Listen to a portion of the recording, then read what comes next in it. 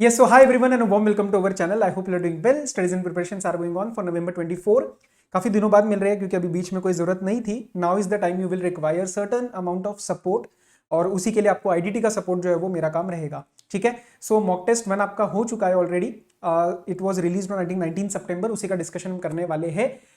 इसको इस वीडियो को और इस लेक्चर को कैसे यूज करना है वो अच्छे से समझ लो, because generally the way I am going to take it forward for IDT is rather than spoon feeding each and everything. हम कोशिश करेंगे कि आपका सेल्फ स्टडी अप्रोच भी इसके अंदर रहे and then you are using the video as something जो आपको हेल्प करेगा wherever you are getting stuck. ठीक है. तो इसके अंदर एक एक क्वेश्चन, एक एक लाइन, एक एक टॉपिक आपको पूरा का पूरा हैंड होल्डिंग अप्रोच से नहीं चलने वाला है. मैं आपको बताता हूं आपको करना क्या है. You take out your time approx 2 to 3 hours for MTP. आप एक बार MTP 1 जो है वो सॉल्व करो. इसकी जो लिंक्स है मैं इसको ये मैंने डाउनलोड किया था एक पोर्टल से, तो I will most probably provide it in the description. You solve this paper properly. आप इस पेपर को सॉल्व करो जहां पे भी अटक रहे हो. उसके बाद या तो उसी के साथ कर लो if you are not able to do it 3 hours वाला. आप साथ साथ ही जहां पे अटक रहे हो वहां पे वीडियो का यूज करते जाओ एंड आप खुद ब खुद उसको सॉल्व करते जाओ. ये नहीं कि सर सब कुछ साइड में रख दिया, ऐसे बैठ के आप अपना वीडियो देख रहे हो. ऐसे नहीं होगी पढ़ाई. आपको लगेगा हो रही है लेकिन वो नहीं होगी. ठीक है. सो इसके अंदर मेरा जो फोकस रहने वाला है that is I am going to focus on all the case scenarios, क्योंकि केस सिनेरियोस में दिक्कत आती है बच्चों को. एंड सेकेंडली जो आपका डिस्क्रिप्टिव वाला पार्ट रहेगा उसके अंदर बहुत सारे ऐसे ऐसे पॉइंट्स है जो मुश्किल है या फिर मुझे लगता है कि मुझे एक बार स्ट्रेस देने की जरूरत है. बचे हुए कुछ टॉपिक्स ऐसे हैं, कुछ क्वेश्चन ऐसे जो बहुत ही यार सिंपल है. मतलब अगर वो नहीं आ रहे तो इसका मतलब अभी गड़बड़ है, गिवन द फैक्ट दैट हम लास्ट 1 मंथ में एंटर कर रहे हैं. ठीक है. तो उतना पार्ट आपको डायरेक्ट वाला जो है वो बुक से ही करना है. लेकिन यस, बैलेंस में यहाँ पे डिस्कशन करते हुए चलूंगा. You can say 70 to 75% paper discuss हो जाएगा. Balance 25% is very very very simple and direct, so that you should be able to do it at this point. ठीक है. स्टार्ट करें. बाकी डाउट्स है तो मैं हूं, उसकी टेंशन मत लेना, पूछ लेना. स्टार्ट करते हैं. इनडायरेक्ट टैक्स का आपका जो पेपर है केस सिनेरियोस. अब पहले तो एक बच्चा का क्वेरी बहुत आता है कि सर ये जो केस सिनेरियोस होते हैं ना, जो भी आपके 2 या 3 आएंगे और कुछ फिर इंडिपेंडेंट एमसीक्यूज बनते हैं आपके, तो इसके अंदर कितना टाइम देना है पहली क्वेश्चन को रीड करते हुए, देन फिर कितना टाइम देना, मतलब एक थोड़ा सा अप्रोच. तो मैं आपको बताता हूं मेरा अप्रोच क्या रहता है, बिकॉज आपके सामने आने से पहले मैं इसको सॉल्व करता हूं. Correct. So what my approach is, जब मैं केस सिनेरियो पढ़ रहा हूं ना, तो मेरा फोकस रहता है rather than detailing of the amounts, मेरा फोकस रहता है कि इसमें मेरी इंफॉर्मेशन क्या आ रही है. जैसे फॉर एग्जांपल वो जीएसटी में रजिस्टर्ड है या नहीं है, वो कौन से स्टेट के अंदर रजिस्टर्ड है, फिर जो अमाउंट्स दिए हुए हैं उस पर मेरा फोकस अभी नहीं बनता. पार्टीज कितनी है, मंथ कौन सा चल रहा है. कभी कभार बच्चा मंथ में गलती कर देता है. डेटा दिया होगा फरवरी मार्च का, पूछा गया मार्च का, फरवरी का डेटा भी मिक्स कर लेते हो. These are the mistakes that you need to avoid whenever we are solving case scenarios. Amounts के ऊपर, कैलकुलेशंस के ऊपर इतना ध्यान मत लगाना, क्योंकि जब नीचे क्वेश्चन आएगा ना, जैसे इसके अंदर अब आपसे जो सवाल पूछे गए उसके बाद you again have to go to the amounts, है ना. तो अमाउंट्स पे तो दोबारा जाना ही है, तो पहले क्यों इतना ज्यादा एनालिसिस कर रहे हो. तो पहले में जब पढ़ रहे हो तो स्ट्रक्चर पकड़ के रखना, मैक्रो लेवल पे चीजें पकड़ के चलना, फिर माइक्रो लेवल पे आएंगे कि एग्जैक्ट अमाउंट्स क्या है, ट्रांजैक्शन क्या है.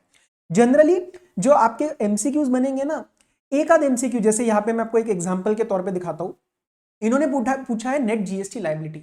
अब ये जो ऐसे सवाल पूछेंगे ना, तो इसके अंदर आपका एक ना एक और एमसीक्यू कवर हो जाएगा. I will show you. Generally जो ऐसा पूछ लिया ना नेट जीएसटी लायबिलिटी, तो इसमें आप आउटपुट भी निकालोगे, इसमें आप आरसीएम का एनालिसिस भी करोगे, इसके अंदर आप आईटीसी भी निकालोगे. तो हो सकता है एक आध उसमें से अमाउंट जो है वो नेक्स्ट सेकेंड या थर्ड में उन्होंने पूछ लिया होगा, because this is the ultimate question, right. Ultimate मतलब एक जीएसटी लायबिलिटी निकालना फाइनल वाली, वो तो अल्टीमेट पार्ट होता है.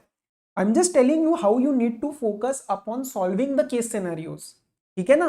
तो एक बार आप देखो मैं कैसे रीड कर रहा हूं. आओ, केस सिनेरियोज में ज्यादा टाइम लगेगा. कैलकुलेटर रेडी रखना है, आई एम होपिंग कि आप एक बार ढंग से रीड कर रहे हो. ठीक है.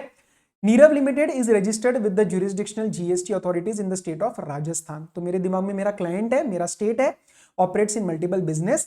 Principal business is works contract service being provided to customers by way of fabricating and installing the body for large transportation vehicles. क्या ये जीएसटी का वर्क्स कॉन्ट्रैक्ट सर्विस बन पाएगा? नहीं, क्योंकि जीएसटी के डब्ल्यूसीएस में अगर आप सेक्शन 2 में डेफिनेशन में जाओगे तो that is only for immovable property only. ठीक है. लेकिन यहां पे तो ये व्हीकल्स वगैरह के रिस्पेक्ट में कुछ काम कर रहा है. Okay. The chassis of the vehicles are provided by the customers to Nirav Limited. Okay.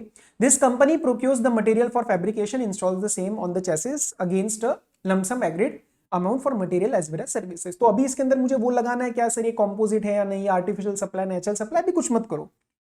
अभी मैक्रो लेवल पे ध्यान दो. ठीक है जी. ये कंपनी है, ये अपना काम कर रही है. In addition, it is registered as GTA, engaged in providing service of transportation of goods by road to its own fleet of trucks. GST is 5%. Nirav limited has not exercise the option to pay GST on the same. तो मुझे इसमें से एक बहुत important बात इन्होंने बताई कि यहाँ पे कंपनी जो है वो FCM नहीं लेने वाली, इसके अंदर हम RCM के अंदर जाने वाले हैं. हम इसके अंदर RCM के अंदर जाने वाले हैं. इन्होंने अपना ऑप्शन नहीं लिया है. ठीक है, तो क्लाइंट पे करेगा, रेसिपिएंट पे करेगा. During the month of January Nirav limited undertook certain transactions. अब इन ट्रांजैक्शंस के ऊपर क्या मैं अभी बहुत ज्यादा डिटेल में ध्यान दूं? मैं नहीं दूंगा अभी, क्योंकि ये मुझे दोबारा एनालाइज करने पड़ जाएंगे. ये डिटेल्स ऑफ ट्रांजैक्शंस है, तो इसको देख लेंगे अभी. Opening balance of ITC of the relevant tax period, जो कि जनवरी ही होगा क्योंकि जनवरी का डेटा दिया है. For this client is nil. Okay, all amounts are exclusive of GST. Very important, तो मुझे जीएसटी का इंपैक्ट इसके ऊपर लेना है. Applicable GST on inward and outward supplies 18% unless otherwise specified. तो एक जगह इन्होंने मुझे स्पेसिफाई ऑलरेडी कर दिया, जो कि था 5% ऑन द जीटीए सर्विस. ठीक है, subject to the information given above, assume that all other conditions necessary for availing the ITC has been fulfilled. ठीक है जी, तो अपने को ज्यादा ITC की कंडीशंस नहीं लगानी. ठीक है, 16, 17 अपना कुछ नहीं सोचना. Based on the facts of the case scenario, choose the most appropriate answer to question number 1 to 5. ठीक है, तो 1 to 5 इन्होंने मेरे से पूछा है, और ये रहा 1 2 3 4 5. पहले देखते हैं इन्होंने क्या पूछा है. Determine the net GST liability. अच्छा, payable in cash of Nirav limited client मेरा for the month of January. तो इसमें और कोई फेब का डेटा होगा तो मैं इग्नोर कर दूंगा. आई am just telling you what all pitfalls they may give you in the exam. ठीक है, तो इन्होंने मेरे से नेट जीएसटी लायबिलिटी पूछी है, तो एक तो मेरी आउटपुट टैक्स लायबिलिटी आएगी. ठीक है, एक मेरे आएगा आरसीएम वाली लायबिलिटी, जो मुझे पे करनी है अंडर आरसीएम. जो मुझे पे करनी है अंडर आरसीएम. नीरव लिमिटेड की लायबिलिटी कोई आरसीएम के अंदर पे कर रहा है, मैं उसकी बात नहीं कर रहा. मैं बात कर रहा हूं जो नीरव अगर कुछ पे करने वाला है. क्यों सर? क्योंकि ये अपने को कैश में पे करना पड़ता है, इसके अगेंस्ट आप आईटीसी यूज नहीं कर सकते. क्यों नहीं यूज कर सकते? अरे इनपुट टैक्स का क्रेडिट आउटपुट टैक्स के लिए यूज होता है. आरसीएम की जो मैं लायबिलिटी एज अ रेसिपिएंट पे करूंगा, वो मेरा आउटपुट टैक्स नहीं है, वो किसी और का आउटपुट टैक्स है. तो मुझे उसके अंदर कैश में पेमेंट करनी पड़ेगी. बहुत ही बेसिक बात है, यहां पे अभी मैं इससे ज्यादा टाइम नहीं लगाऊंगा. और मेरे को आईटीसी का भी इसके अंदर इंपैक्ट लेना पड़ेगा, आउटपुट में से जो मेरा माइनस हो जाएगा. ठीक है, अब मैं आपको एग्जांपल देता हूं. जैसे मैं आपको कह रहा था ना, दूसरा पॉइंट भी इसके अंदर हम पकड़ लेंगे. सेकंड जस्ट आप पढ़ के देखो, ये ऐसा होएगा 99.9% केसेस में. What shall be the total eligible input tax credit available to Nirav limited for the month of January. अब यह आईटीसी आप जब यहां पे निकालोगे तो आपका क्वेश्चन नंबर 2 भी सॉल्व होने वाला है ना. फिर क्वेश्चन 3 तो चलो अलग होगा. बसीला के बारे में कुछ पूछा है, GST liability on transportation of goods पूछा है. ठीक है, वो उसके अंदर आ जाएगा. ठीक है, तो अब एक काम करते हैं, अब जरा ट्रांजैक्शंस के ऊपर ध्यान देते हैं और साथ साथ सॉल्व करने की कोशिश करते हैं, क्योंकि आपने क्वेश्चन रीड किया है. आई एम होपिंग मैं यहाँ पे आपको ऐसे एक एक चीज सॉल्व करवाने के पॉइंट ऑफ व्यू से नहीं करवा रहा ये, rather I am helping you in the answers. ठीक है, ताकि आपके कम से कम टाइम में आउटपुट निकले. चलो, provided services of transportation of goods. तो अभी मैं काम करता हूं, मैं ना पहले आईटीसी की तरफ ही बढ़ता हूं. मैं ना पहले आईटीसी ही निकाल लेता हूं, क्योंकि क्वेश्चन 2 में भी काम आना है, 1 में भी मेरे को काम आना है. ठीक है, तो मेरा ध्यान रहेगा कि मैं क्या क्या इनपुट रिसीव कर रहा हूं. प्रोवाइडेड पे अभी इग्नोर करते हैं. हाँ, purchase tyres for its own fleet of trucks used for providing services of transportation of goods and paid an amount of 1 lakh for such purchase. अब मैंने इसके अंदर कुछ परचेज किया है, लेकिन ये किसके लिए किया है? ये ट्रांसपोर्टेशन वाले सर्विस के लिए किया है. मेरा कोई भी आउटपुट टैक्स आने वाला है नहीं, क्योंकि सर उसके अंदर तो आरसीएम लगने वाला है. तो क्या मुझे इसका आईटीसी मिलेगा? नहीं, इसके ऊपर मुझे कोई आईटीसी नहीं मिलेगा. ठीक है, purchased machinery with an advance technology for fabrication of body for luxury buses amounted to 50 lakh. तो ये फैब्रिकेशन वाला काम तो मेरा है आउटपुट वाला ही, उसके लिए मैंने कुछ इनपुट परचेज किया है. कितने का? 50 लाख का. Machinery is installed eight Nirav limited premises and the same was purchase from BLM limited, registered person in the state of Rajasthan. क्या मुझे इसके अंदर इंटर इंट्रा पे ध्यान देना है क्या? नहीं, इसके अंदर इन्होंने तो क्योंकि टोटल लेवल पे पूछा है ना, इन्होंने अलग अलग नहीं पूछा है. टोटल एलिजिबल, ये भी ध्यान रखना आप जरा, टोटल एलिजिबल पूछा है, तो वो इंटर इंट्रा का भी दिमाग मत लगाओ. जनरली ऐसे क्वेश्चंस में इंटर इंट्रा का वो आपसे नहीं पूछेंगे. तो 50 लाख का परचेज हुआ है. आगे कुछ इंफॉर्मेशन दी है. बीएलएम लिमिटेड द कंपनी जिससे मैंने परचेज किया है, it procured such machinery from Saket limited, registered person in Maharashtra, and the delivery was made by Saket directly at the premises of Nirav. तो ये साकेत के लिए वो क्या है, ये बिल टू शिप टू वाला केस लग रहा है. क्या उससे मुझे फर्क पड़ेगा? Answer is no. भाई मुझे एक बात बताओ, मेरा क्लाइंट कौन है? देखो, आपको ये नहीं भूलना कि आप किसके लिए काम कर रहे हो. आप काम कर रहे हो नीरव लिमिटेड के लिए. नीरव ने किससे परचेस किया है? नीरव ने परचेस किया है बीएलएम लिमिटेड से. बीएलएम ने लिया साकेत से, और साकेत ने जो इंस्टॉलेशन करी ना बिल टू शिप टू के अंडर की, बिल बीएलएम को किया, शिप करके सीधा नीरव को दे दिया, इससे मुझे कुछ नहीं फर्क पड़ता इन्होंने बिल टू शिप टू में क्या किया। मैंने परचेस किया बीएलएम से कितने में, 50 लाख में, तो क्या 50 लाख के ऊपर का आईटीसी मैं लूंगा, अज्यूमिंग कि मैं इसके ऊपर डेप्रिसिएशन नहीं क्लेम करूंगा, क्योंकि वो भी एक कंडीशन होती है। हाँ सर, वो मैं एक अजम्पशन नोट डाल दूंगा और उसके ऊपर 18% का जीएसटी भैया मैं तो लूंगा। साथ साथ करते जाओ ना मेरे, 50 लाख इंटू 18%, में 9 लाख का तो जीएसटी इसके अंदर लूंगा। एक काम करें, यहीं पे लिख ले, 9 लाख का मेरा एक पहला जीएसटी का इनपुट टैक्स क्रेडिट आ चुका है, ठीक है, that is on the purchase of the vehicle, जो भी मैंने फैब्रिकेशन के लिए जो भी परचेज किया, अच्छा टेक्नोलॉजी परचेज करी है, तो जो भी मैंने टेक्नोलॉजी परचेस करी है उसके ऊपर मुझे 9 लाख का मिल जाएगा। 42 लाख मेरे लिए इररेलेवेंट है, ये जो आगे दिया है कि वो तो मैंने जिससे खरीदा है उसके बारे में बता रखा है, मेरे लिए रेलिवेंट नहीं है। Nirav limited procured certain engineering services for its fabrication business, तो फैब्रिकेशन के लिए तो मैं आईटीसी लूंगा, to electronic mode from Basila Inc, a company located in Italy, the consideration was 15 lakh. अब मेरी बात ध्यान से सुनना, ये इंजीनियरिंग सर्विसेज जो इन्होंने ली है, ठीक है, कहां से ली है, फैब्रिकेशन के लिए इलेक्ट्रॉनिक मोड के through, from Basila Inc, a company located in Italy, and the consideration paid to Basila Inc was 15 lakhs। अब इसके अंदर पहले आपको थोड़ा सा इसके अंदर सोचना पड़ेगा, सर क्या सोचना पड़ेगा, कि क्या ये इंपोर्ट ऑफ सर्विस हो रहा है क्या। इंपोर्ट ऑफ सर्विस, अब आपको थोड़ा डेफिनेशंस क्लियर रखनी पड़ेंगी। There are 3 conditions with respect to import of service. The recipient is in India, the supplier is outside India, and the place of supply should be in India. अब place of supply जब आ जाता है जिसके अंदर एक company बाहर है, ये रही मेरी एक कंपनी जो है वो इटली में है, ठीक है, एक कंपनी मेरी इटली में है और मैं नीरव लिमिटेड इंडिया में हूं, तो इसके अंदर आपका सेक्शन नंबर 13 लगेगा। ये परफॉर्मेंस रिलेटेड जो सर्विसेज होती है वो सेक्शन नंबर 13(3) के अंदर आती है। अब थोड़ा सा अगर आपको लिंक नहीं हो रहा है तो प्लीज एक बार नोट्स रिवाइज कर लो, या तो मेरी बुक से कर लो या जहां से भी आपने पढ़ा है, वहां पे 13(3) में आपको ध्यान आएगा कि इलेक्ट्रॉनिक मोड के थ्रू अगर कुछ प्रोवाइड करा है तो एक्चुअल सर्विसेज कहां परफॉर्म होने की जगह आपको गुड्स देखने पड़ते कहां है, जो कि इंडिया में है। तो क्या ये मेरा प्लेस ऑफ सप्लाई इंडिया बना, यस। क्या ये मेरा रेसिपिएंट इंडिया में, यस। क्या ये supplier Basila outside India, answer is yes. So this is my import of service, and import of service जो होता है उसके अंदर आपका आरसीएम लग जाता है। So Nirav limited will have to pay the tax under RCM basis 15 lakh के ऊपर 18%, 15 लाख के ऊपर 18%, जो कि बनेगा आपका 2,70,000, ठीक है। तो इंपोर्ट आपने किया। अब दूसरा पढ़ते आगे, थोड़ा सा प्लीज कंसेप्ट को पकड़ के चलना, क्योंकि ये एमसीक्यूज में सारे कंसेप्ट ही टेस्ट होते हैं, कुछ नया नहीं पूछ रहे आपसे। Further, certain goods were sent by Nirav Limited for carrying out the repair work on the same to Basila. The consideration was 5 lakh. अब उन्होंने फिर से बाहर वालों ने रिपेयर वर्क दिया, अब लेकिन ये गुड्स के ऊपर दिया है, ये गुड्स मुझे बाहर भेजने पड़ गए, ये गुड्स वहां पे फिजिकली रिक्वायर्ड थे, ये गुड्स वहां पे फिजिकली रिक्वायर्ड थे, तो जहां पे ये फिजिकल वर्क हुआ वहीं पे आपका बन जाएगा प्लेस ऑफ सप्लाई। तो ये प्लेस ऑफ सप्लाई क्या बनेगा, ये भेजे गए बसीला जो कि इटली में, तो इसका प्लेस ऑफ सप्लाई क्या बनेगा, आउटसाइड इंडिया। क्या ये इंपोर्ट ऑफ सर्विस हुआ, एक कंडीशन नहीं हो पाई, recipient is in India, supplier is outside India, but here the place of supply is outside India. तो क्या ये मेरा आरसीएम के अंदर इंपोर्ट ऑफ सर्विस के लिए रेलिवेंट हुआ, answer is no, because place of supply is outside India. तो क्या मैं इसके अंदर 5 लाख का 18% लूंगा, बिल्कुल भी नहीं।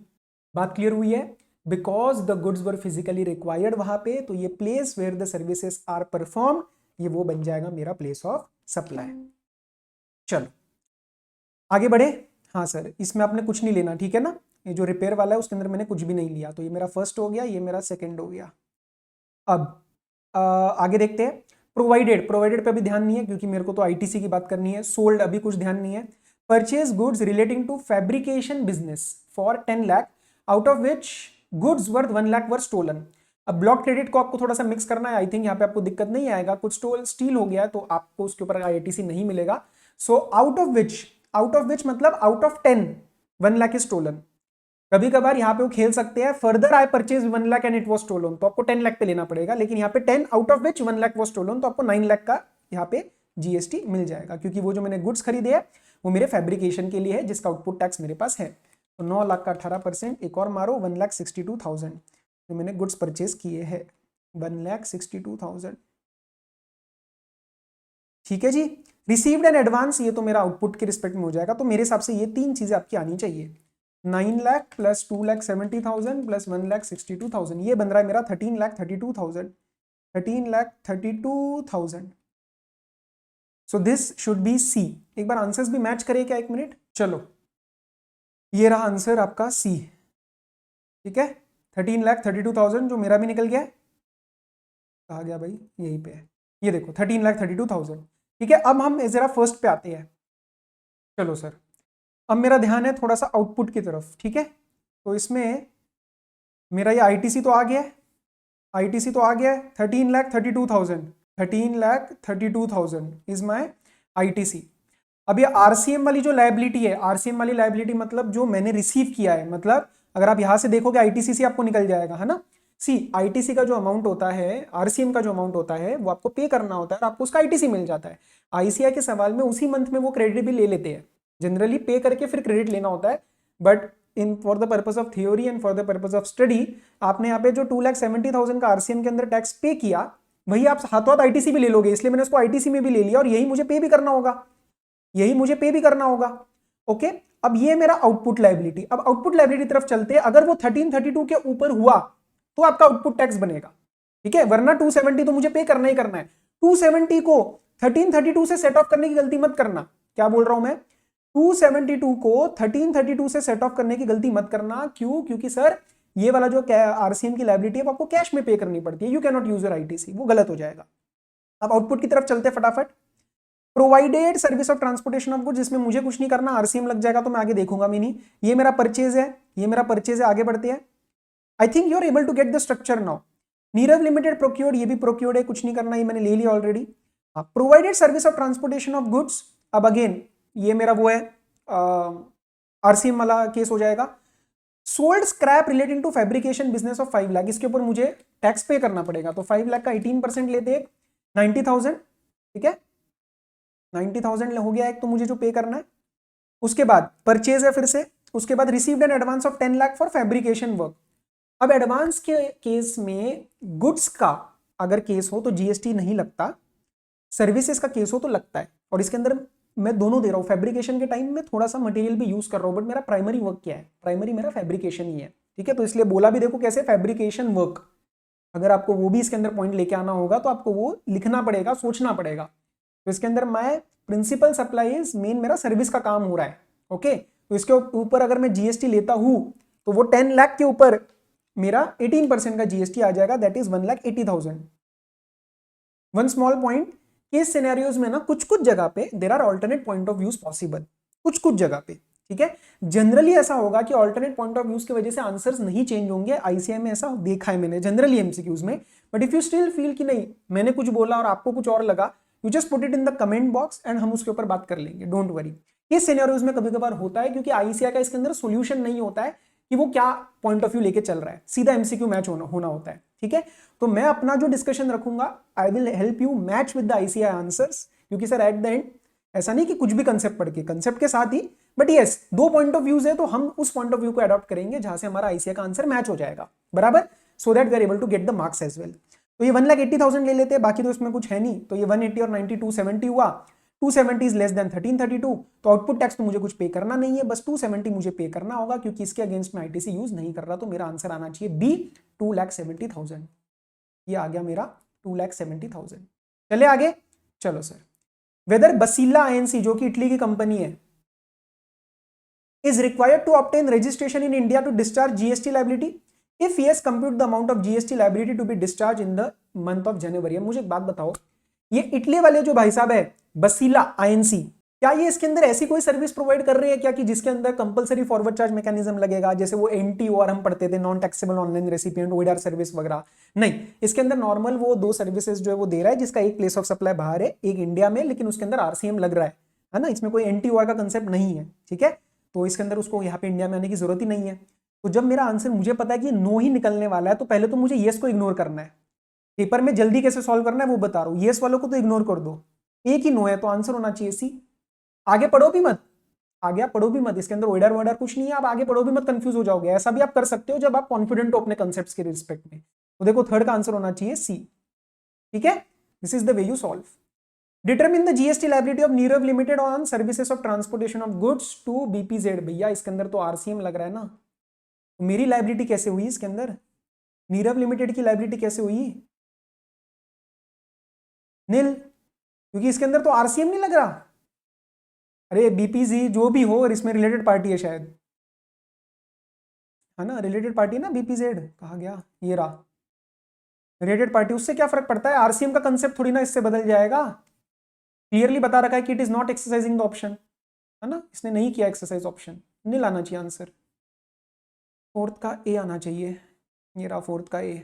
नेक्स्ट पे चलते हैं। In the case of machinery sold and fabricated by Saket limited, the place of supply and tax. अच्छा, तो इसके अंदर मुझे सीजीएसटी एसजीएसटी थोड़ा सा देखना पड़ सकता है। केस क्या हुआ था इसमें, एक बार चेक कर ले फटाफट फिर से।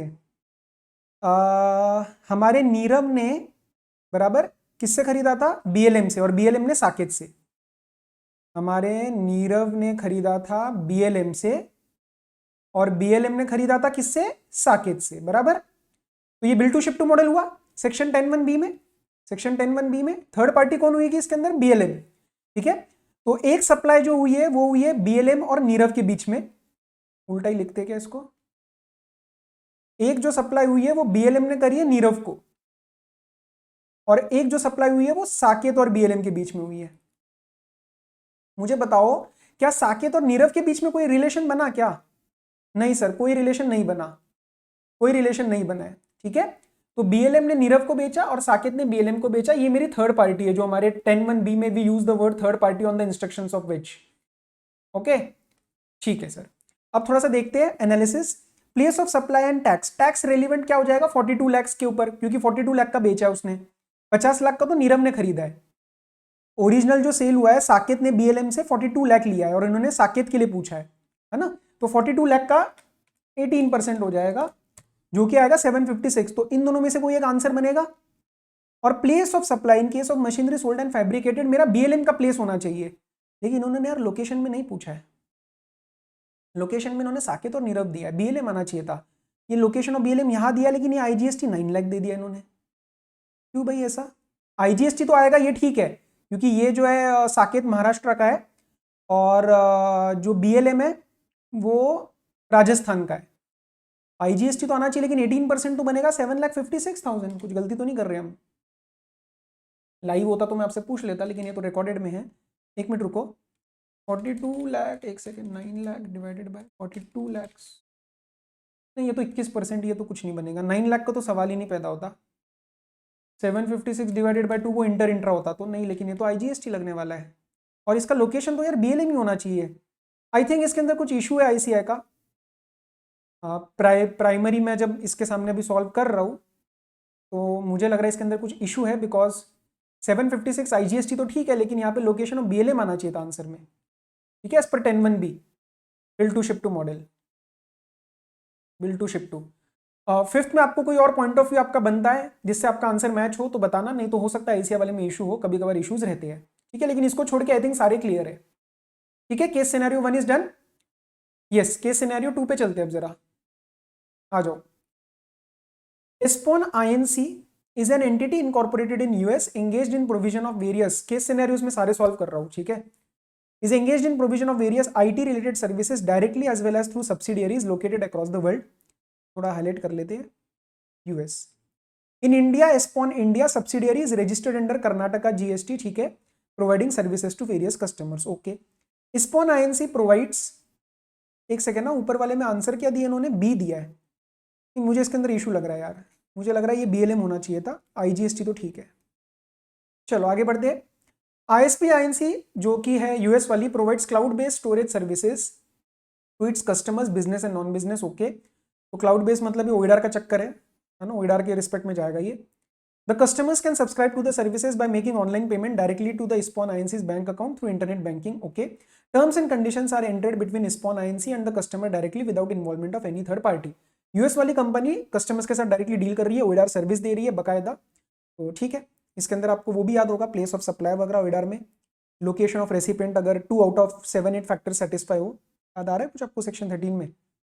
इन case of any issue the customers can call and log the issue at customer help centre which is operated by Espon India on principal to principal basis. Espon India काम करता है एस्पॉन आईएनसी के लिए प्रिंसिपल टू प्रिंसिपल बेसिस पे, जिसके लिए for operation it is paid on cost plus 10% basis by Espon INC.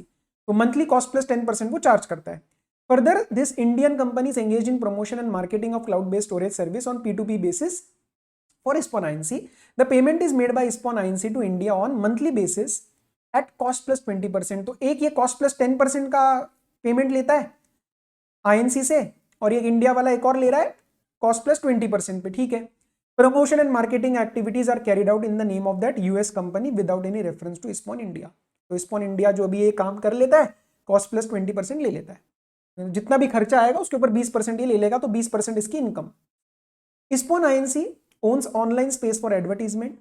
ISPON INC has agreed to sell such online space to India, ISPON India, for amount of 5 CR, है ना, करोड़, 1 2 3 4 5 6 7 8, ठीक है, per month. ठीक है जी, ये भी important है क्योंकि मेरा वो पीरियड ऑफ टैक्स मुझे देखना पड़ेगा. ISPON India sells such advertising space to its customers in India on its own account. The contractual arrangement for sale is between the customer and ISPON India. तो ISPON India जो है वो INC से लेगा 5 करोड़ में और आगे अपना बेचता रहेगा. ठीक है, अभी एक मैक्रो लेवल पे समझो, क्वेश्चंस इतने मुश्किल नहीं बनेंगे जितना आपको इन्फॉर्मेशन दी जा रही है.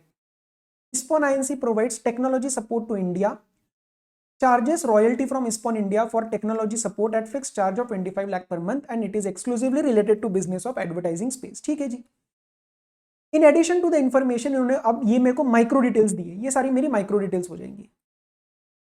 Opening balance of ITC nil, relevant tax period के लिए दोनों के लिए नील है, ठीक है, तो आईटीसी मुझको नील लेना है. In the above aforesaid case scenario GST is applicable on all inward outward supplies of 18%. Inter inter आपको इग्नोर करना है, बहुत बढ़िया, ऐसा ही होता है जनरली केसेस में.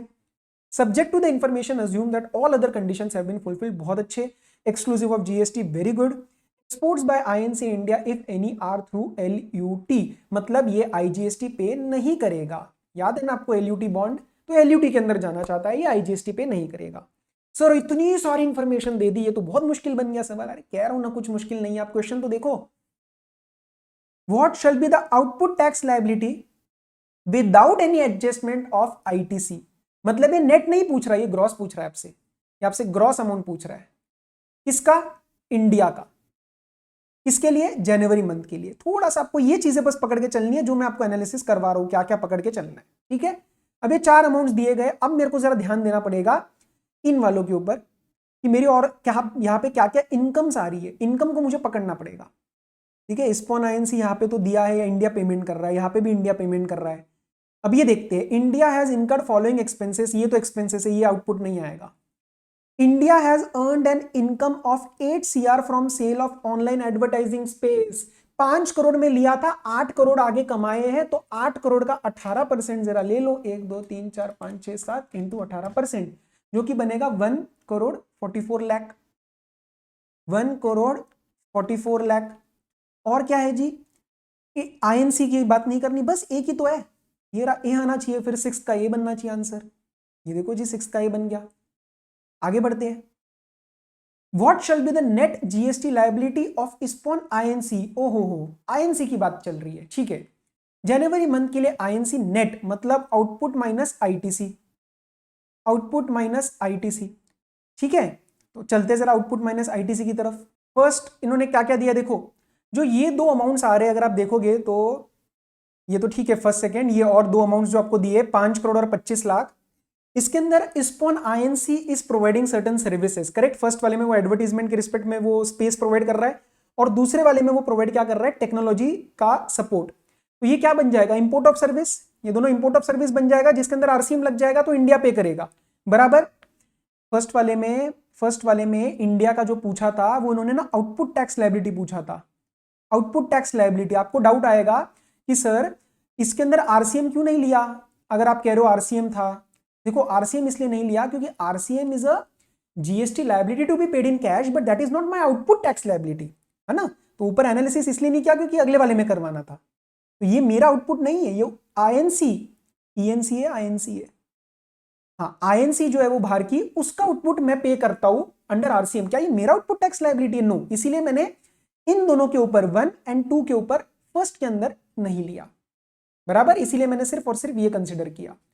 तो इस वाले में क्या देखना है, इस वाले में मेरे को बात करनी है net GST liability. Net GST liability, तो नेट GST लायबिलिटी में ये दोनों तो आएंगे नहीं क्योंकि इसके अंदर RCM लग जाएगा. क्या बचा INC के लिए, देखो ये एक थर्ड ट्रांजैक्शन दी है, it earn an income of 10 lakh नहीं 10 करोड़ फ्रॉम एनटीओआर। एनटीओआर में क्या हमारा आरसीएम लगता है? Answer is no. अगर मेरे से पढ़े हो तो बुक में आपको ध्यान होगा, इंपोर्ट ऑफ सर्विस का जो डायग्राम है उसके ब्रैकेट में लगवा रखा है एक्सेप्ट एनटीओआर, उसका पूरा एनालिसिस भी किया था।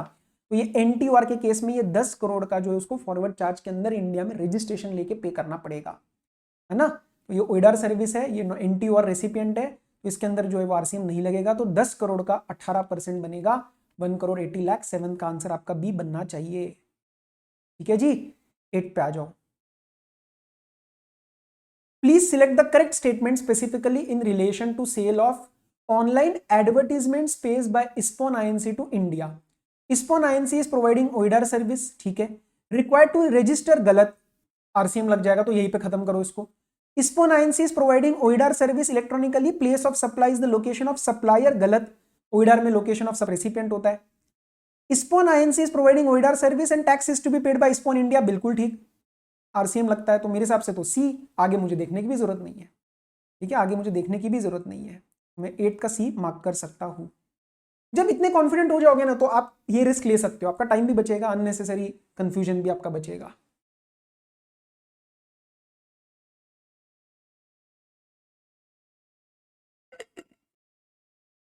केस सिनेरियो 3 में आते हैं।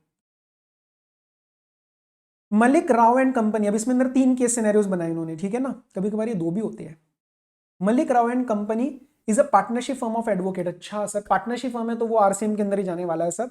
सीनियर एडवोकेट में देखना पड़ता है कि एफसीएम का केस, बाकी तो सब जगह यहाँ पे आरसीएम के अंदर जाता है। बस ध्यान रखना कि आपको ये भी लिखना है, मतलब इंश्योर करना है दैट यूर रीडिंग दैट सिर्फ फर्म या सिर्फ एडवोकेट होना जरूरी नहीं है, उसके साथ साथ जो सर्विसेज है वो होनी चाहिए लीगल सर्विसेज। ये क्लास में हमने एनालिसिस किया था, तो कहीं और से पढ़े हो तो बुक में मार्क कर लेना, लिखते वक्त ये भी लिखो कि लीगल सर्विसेज ही होनी चाहिए। कल को पकड़ सकता है आईसीआई आपको, एक एडवोकेट या फर्म जो है कुछ और सर्विसेज प्रोवाइड कर रहा है, लीगल नहीं है, क्या करोगे? आरसीएम नहीं लगेगा, ठीक है जी। रजिस्टर्ड इन मुंबई, जीएसटी, ठीक है।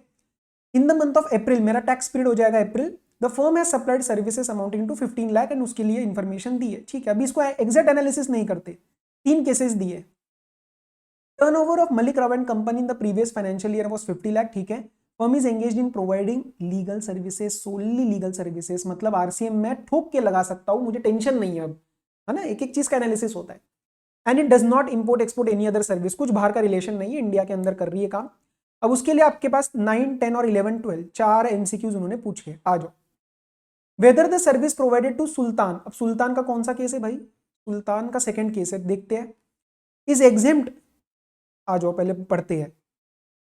सुल्तान इंडिया प्राइवेट लिमिटेड को 2 लाख रुपए का कुछ सर्विस दिया है, and this Sultan is registered in Gujarat in the preceding financial year as per the provisions of 22। आपको यहाँ पे लिंक दिया जा रहा है, एक हिंट दिया जा रहा है, 22 मतलब इसका टर्नओवर ऊपर हुआ है। सर क्या मतलब? अरे अगर जो रेसिपिएंट है it is a big business entity, big मतलब उसका प्रीसीडिंग फाइनेंशियल ईयर में टर्नओवर थ्रेशोल्ड से ज्यादा गया है, तो उसके अंदर आरसीएम लग जाता है। याद है आपको, स्मॉल बिजनेस एंटिटी नहीं है ये, बिग बिजनेस एंटिटी है। Big business entity is just for the purpose of understanding, not a legal word. तो ये अगर आपको 24 देते ना तो मुझे इसके ऊपर टर्नओवर के ऊपर क्वेश्चन मार्क उठता। I don't know whether you are able to get me or not, but this is a very, very, very important point that I am telling, that if this would have been section number 24 instead of 22, then the picture would have changed. Then I would have to seek information with respect to the turnover. ठीक है, filed a suit in Gujarat high court, क्या ये legal काम है? बिल्कुल legal काम है। तो क्या ये एग्जेम्प्ट है? नहीं सर, एग्जेम्प्ट नहीं है, और प्लस आरसीएम भी लगेगा। और क्वेश्चन हमेशा देखना क्या पूछ रहे हैं, कभी कभार टैक्सेबल पूछता है, आप येस नो में गलती करते हो, कभी कभार एग्जेम्प्ट पूछता है, तो देखो एग्जेम्प्ट है क्या? इफ नॉट मतलब if not exempt then tax reverse charge में लगेगा क्या? तो no it is not exempt. तो ये यस है तो आगे पढ़ो मत, नो यस ये सही है। अब आगे पढ़ते हैं। No since services provided to a business entity that is registered under GST in preceding financial year as per 22, बिल्कुल ठीक है यहां तक। Further tax shall be paid by Malik Rao under FCM, ये गलत हो जाएगा। यस ये गलत, बचा क्या? डी, पढ़ना तो पढ़ के देख लो। No since service is provided to a business entity registered under GST in providing in the preceding financial year as per 22 and tax shall be paid by this recipient under RCM, बिल्कुल टकाटक एकदम correct है sir, एकदम correct है ये। 9th का answer D होना चाहिए, check करते जाए ना साथ साथ। हाँ सर, 9th का answer D. What shall be the time of supply for service supplies made to Kavya in respect of original amount of 1 lakh and penalty amount of 10,000।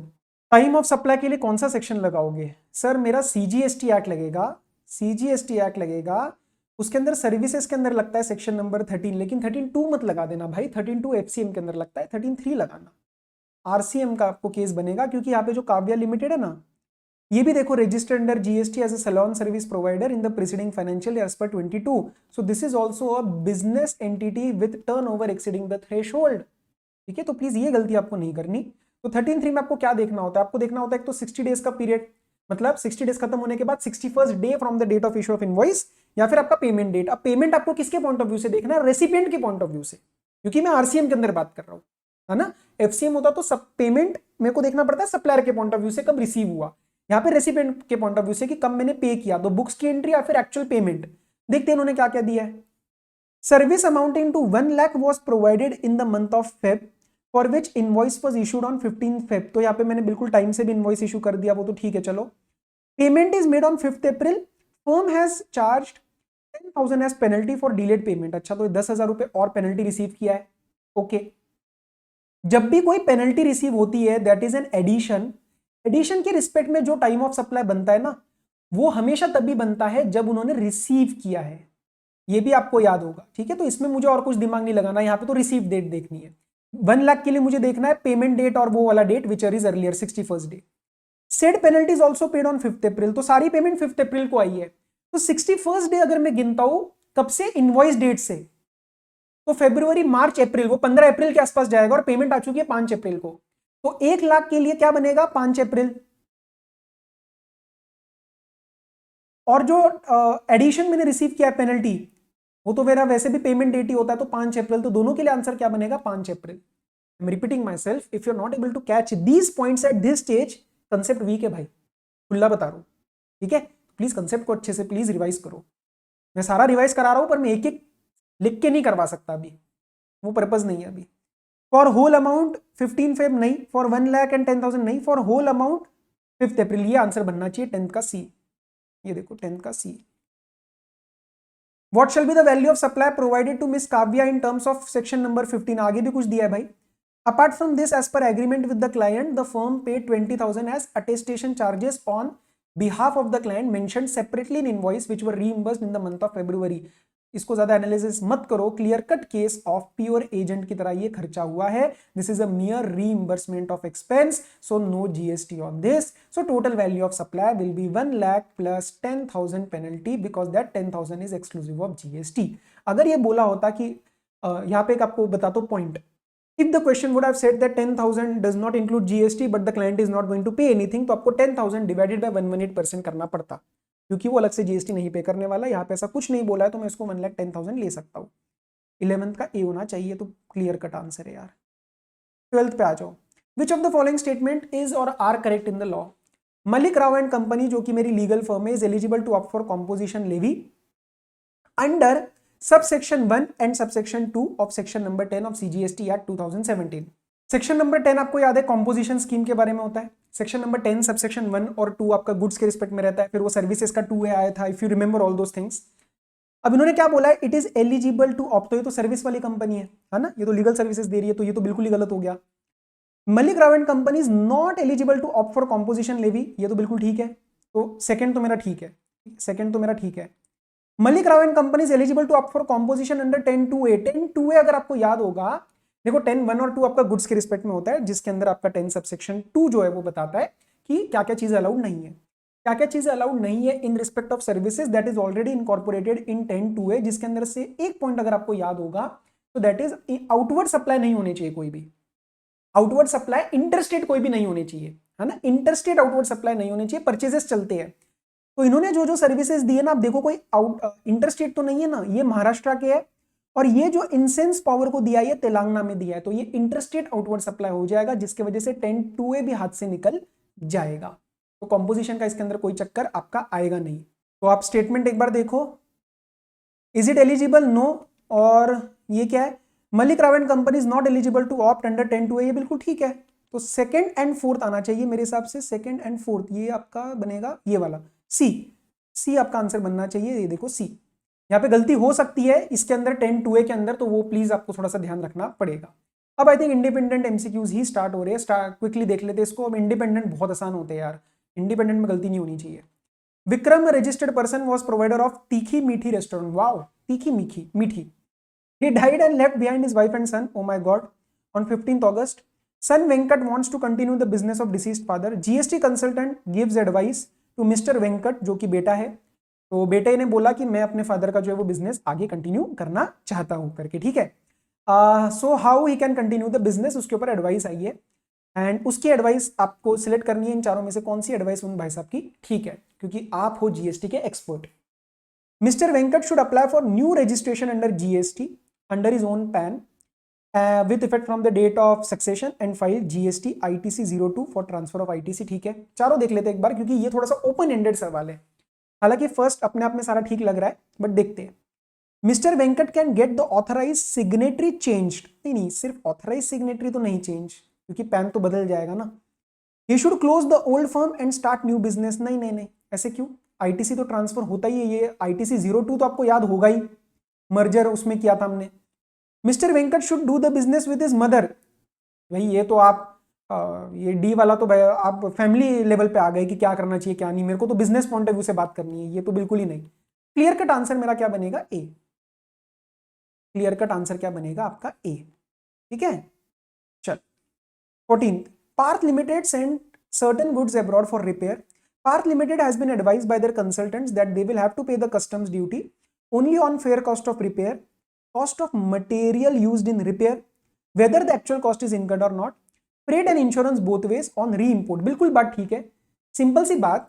ये मैंने बाहर बेचा, बाहर भेजा रिपेयर के लिए, ये मैंने ओरिजिनली एक बार इंपोर्ट किया था, उस time on this value I paid my customs duties, बराबर। मैंने उसको बाहर भेजा, रिपेयर करवा के वापस आया, तो क्या इसके कॉस्ट के ऊपर मैं फिर से कस्टम ड्यूटी दूंगा? नहीं। हमने एक वर्ड यूज किया था value addition concession number 1 chapter 1 या 2 में, जो हमने क्लास में किया था। तो इसके रिपेयर और ट्रांसपोर्ट के ऊपर ही तो मैं दूंगा ना कस्टम ड्यूटी, इसके ऊपर क्यों दोबारा दूंगा? वो तो मैंने पे कर दिया एक बार। ये तो उन्होंने ठीक बोला है। नोटिफिकेशन नंबर आप छोड़ो, इसके ऊपर नहीं टेस्ट करेंगे आपको कभी। Provided they fulfil following condition, आपको याद होगा तो 3 कंडीशन होती है। Reimportation within 3 year from the date of export की, आपने जब भी एक्सपोर्ट किया रिपेयर के लिए उसके बाद ये वापस आना चाहिए 3 साल में, और एक्सटेंशन के साथ 5 साल, बिल्कुल ठीक। एक्सपोर्ट रीइंपोर्टेड सेम होने चाहिए, ये नहीं कि आप इसका पूरा रीमैन्युफैक्चरिंग करके वापस ले आओ, एंड ओनरशिप भी चेंज नहीं होनी चाहिए। मतलब अगर मैंने इसको मंगवा के बाहर भेजा है तो मैं अपने दोस्त रामू को नहीं बुला सकता कि भाई रामू आप इसको जो है वो मंगवा लो एंड कंसेशन क्लेम कर लो। अगर मैंने ओनरशिप चेंज करी तो उसको इसके कॉस्ट के ऊपर दोबारा कस्टम्स ड्यूटी पे करना पड़ेगा, क्योंकि ओरिजिनल वाली मैंने पे करी थी। तो कौन से करेक्ट है सर? सारे करेक्ट है, क्लियर कट केस है। 14th का ए। आगे आ जाओ। After visiting Australia for a month Mr and Mrs Mehta, Indian residents as 36 and 35। Madam बड़ी है क्या? मैडम बड़ी 1 साल, ओके, दोनों ठीक है, एज का तो इसके अंदर कोई इशू भी नहीं है। मिस्टर एंड मिसेस मेहता तो ठीक है भाई, घूम के आए, घूम फिर के आए जी। Brought to India, used personal effect, value 90,000, इस पे तो कुछ नहीं लगेगा। पर्सनल कंप्यूटर, कंप्यूटर है, लैपटॉप नहीं, लैपटॉप अलाउड होता है एक, लेकिन पर्सनल कंप्यूटर पे आपका लग जाएगा क्या? ड्यूटी। कितने के ऊपर? 2,000 के ऊपर, ठीक है, 50,000 के ऊपर वाले के ऊपर। एंड आपका इसके अंदर कितना रेट लगेगा? 38.5%, ठीक है, 35 प्लस आपका सेस, ओके। सो इसको निकाल लेते हैं, 2000 इंटू 38.5%, जो कि बनेगा आपका 770। इसमें तो कुछ यार गलती होनी नहीं चाहिए, ठीक है। आगे बढ़े, चलो let's proceed, let's see the descriptive part now. अब जो मेन पार्ट रहेगा उसी को फोकस करेंगे। जो सिंपल डायरेक्ट क्वेश्चन है वहां पे ज्यादा ध्यान नहीं देंगे, वो आप देखोगे आपको समझ आ जाएगा that there is nothing to be discussed, okay. Case scenarios हमने सारे किए। Jigar infra limited registered under GST in the state of Kerala, engaged in construction business, availed legal services and paid 7 lakh as the consideration for the same, ठीक है। तो इसके अंदर आपको RCM का देखना पड़ेगा।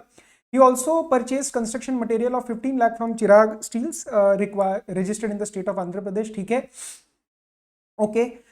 फर्दर ये ITC के लिए भी काम आएंगे आपके। Further for the transport of material it purchased a new truck from a dealer Kerala by making a payment of 12 lakh. तो यहाँ पे आपको 3 चीजें दे रखी है, नीचे देखेंगे क्या क्या निकालना है, उसके हिसाब से वी विल एनालाइज, ओके। अब क्या क्या इन्फॉर्मेशन देखिए यहाँ पे, और देखो आउटवर्ड सप्लाई के रिस्पेक्ट में। सी जनरली जो आपका क्वेश्चन नंबर 1 बनता है ना डिस्क्रिप्टिव का, that will be a 14 marker giving you the exhaustive details of your input tax credit, your RCM as well as output tax liability, and उसके respect में आपको जो निकालना पड़ता है वो निकालनी पड़ती है net GST liability in cash. तो उसके अंदर आपको आरसीएम का जो है वो पेमेंट अलग से करना है, उसका आईटीसी भी लेना है, ठीक है, उसका आईटीसी भी लेना है आपको, एंड वो वाला जो अमाउंट है आरसीएम का दैट यू हैव टू पे सेपरेटली, उसको आईटीसी से यूटिलाइज मत करना। मीनिंग विच आप ऐसे वाले क्वेश्चंस में जब भी आंसर सॉल्व करोगे तो आपका फॉर्मेट इस तरीके से बनेगा, you will take output liability, you will reduce the ITC, this ITC will include your RCM, ये आपका एक अमाउंट आ जाएगा, प्लस आप आरसीएम का जो लायबिलिटी है वो अलग से दिखाओगे। सर ऐसा क्यों करवा रहे हो? क्योंकि ये वाली आरसीएम की जो लायबिलिटी है वो आप आईटीसी यूज नहीं कर सकते, ये आपको कैश में ही पे करनी पड़ती है। तो एक ये वाला आपका नेट अमाउंट आएगा, एक तो ये वाला आपका नेट अमाउंट आएगा और एक आपका आरसीएम का नेट अमाउंट आएगा। तो ये दोनों मिला के आपकी लायबिलिटी बनती है in cash to pay the GST. तो ये पेपर में हमेशा ध्यान रखना, यही फॉर्मेट आपको फॉलो करना होता है। ओके, तो ब्रीफली ऊपर ऊपर से देख लेते हैं। Purchase goods from party in Taiwan, sold the goods to party in Turkey without bringing the goods to in India. अब आगे आप देखना, ये बेसिकली शेड्यूल 3 के अंदर कवर हो जाएगा सीजीएसटी के। This is neither supply of goods neither supply of services, ठीक है। तो यहाँ पे आपका कोई भी जीएसटी का इंप्लीकेशन नहीं आएगा, इंडिया में गुड्स आए ही नहीं है। Transferred 1 load of tiles to its branch in Cochin Kerala from its head office at Trivandrum Kerala, both the places are under the same GST registration. तो ये केरला में ही ट्रांसफर हुआ आपका। तो will this be a supply per se? Answer is no, ये supply नहीं बनेगा। क्यों? क्योंकि ये दोनों ही केरला में है और they are under same GST registration. In one state I do have an option of taking multiple registration, but मैंने इसके अंदर नहीं लिया है, तो ये डिस्टिंक्ट पर्सन 2545 में नहीं फॉल करेगा। अगर सेपरेट रजिस्ट्रेशन लिया होता इन द सेम स्टेट तो ये बन जाता 25(4) के अंदर, तो ये आपका सप्लाई नहीं बनेगा। Provided pure label services of construction of single commercial unit, अगर रेसिडेंशियल होता तो मैं एग्जेम्पशन की तरफ आता, लेकिन यहाँ पे क्लियरली बोल दिया कमर्शियल, तो ये आगे बात उठेगी नहीं, यहाँ पे आपको जीएसटी देना पड़ेगा, आपका एग्जेम्पशन नहीं लगेगा, ठीक है, ये आपका जीएसटी लग जाएगा। I am giving you the brief discussion now, okay. अब मेरा यहाँ पे फोकस एक एक चीज सॉल्व करना नहीं है, वो मैंने एमसीक्यू में करा है। Supplies a consignment of marble in the territorial waters to Surya Builders LLP. The said territorial waters is located at a distance of 11 nautical miles from Kerala and 12 nautical miles from Tamil Nadu. तो आपको इसके अंदर केरला जो है उसका state लेना पड़ेगा और उसके हिसाब से इसका कैटेगराइजेशन करना पड़ेगा, जीएसटी लग जाएगा। Received an advance for future supply of goods and services, out of advance 70% is for services, जिसके ऊपर आपका जीएसटी लग जाएगा। 70% के ऊपर आपका जीएसटी लग जाएगा, गुड्स के ऊपर एडवांस के ऊपर मतलब in respect of goods advance के ऊपर जीएसटी नहीं लगता। The company provided following information, paid 6 lakh as remuneration to the independent director based at Cochin. तब इंडिपेंडेंट डायरेक्टर जो है क्या वो मेरा एम्प्लॉय हो सकता है? Because in normal case of a director we have to understand and analyse whether that person is an employee और नॉट। क्या इंडिपेंडेंट डायरेक्टर एम्प्लॉय हो सकता है क्या? आंसर इज नो, यहाँ पे देने की जरूरत नहीं है। Section number 149 subsection 6 companies act के हिसाब से ID will never be an employee. तो इसके अंदर आपका क्लियर कट केस है कि this is not an employee, ये नॉर्मल प्रोफेशनल कैपेसिटी में काम कर रहा है और इसके ऊपर आपका आरसीएम लग जाएगा।